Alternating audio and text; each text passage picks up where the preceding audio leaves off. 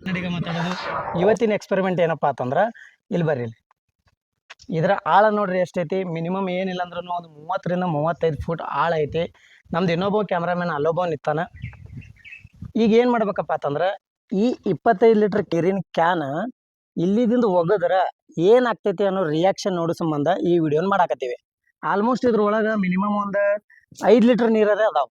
ಈಗ ನಾವು ಚೆಕ್ ಮಾಡೋನು 30 ಫೂಟ್ ಮ್ಯಾಲಿಂದ ಒಗದ್ರೆ ಈ ಕ್ಯಾನಿನ ಪರಿಸ್ಥಿತಿ ಏನಾಗ್ತೈತೆ ಅನ್ನೋದು ಚೆಕ್ ಮಾಡೋದೈತಿ. ಅದಕ್ಕೆ ಈ ವಿಡಿಯೋನ ಪೂರಾ ನೋಡ್ರಿ.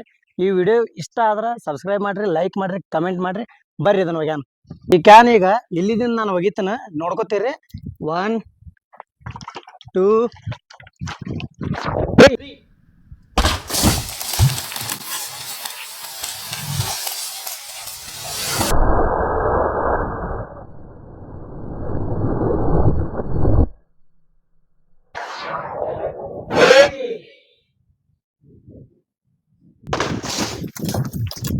ಈ ಕ್ಯಾನ್ 30 ಫೂಟ್ದಿಂದ ಒಗದಿದ್ದಾಯ್ತಾ, ಅದನ್ನ ನೋಡೋಣ ಬರ್ರಿ ಏನೇನಾಗೈತಿ. ಕ್ಯಾನಿನ ಹಾಲತ್ ನೋಡೋಣ ಬರ್ರಿ. ಫಸ್ಟ್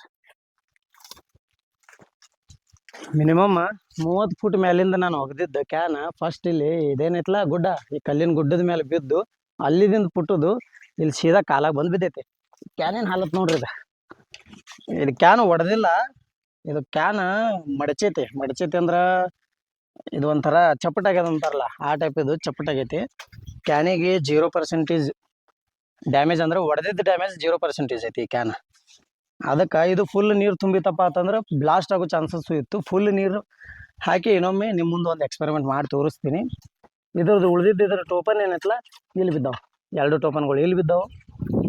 ಸೊ ಮುಂದಿನ ಸಾರಿ ಇನ್ನೊಂದು ಎಕ್ಸ್ಪೆರಿಮೆಂಟ್ ಆದಾಗ ಇದೇ ಕ್ಯಾನ್ನಾಗ ಫುಲ್ ನೀರು ತುಂಬಿ ಇನ್ನೊಮ್ಮೆ ಇದೇ ಜಾಗದಾಗ ನಿಂತು ಹೋಗೋದು.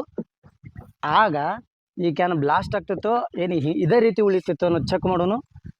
ಈ ವಿಡಿಯೋ ಇಷ್ಟ ಆಯ್ತಪ್ಪ ಅಂತಂದ್ರೆ ಸಬ್ಸ್ಕ್ರೈಬ್ ಮಾಡಿರಿ, ಲೈಕ್ ಮಾಡಿರಿ, ಕಮೆಂಟ್ ಮಾಡಿರಿ. ಮತ್ತೊಂದು ವಿಡಿಯೋ ಜೊತೆ ಬರ್ತೀನಿ. ಅಲ್ಲಿವರೆಗೂ ಬಾಯ್.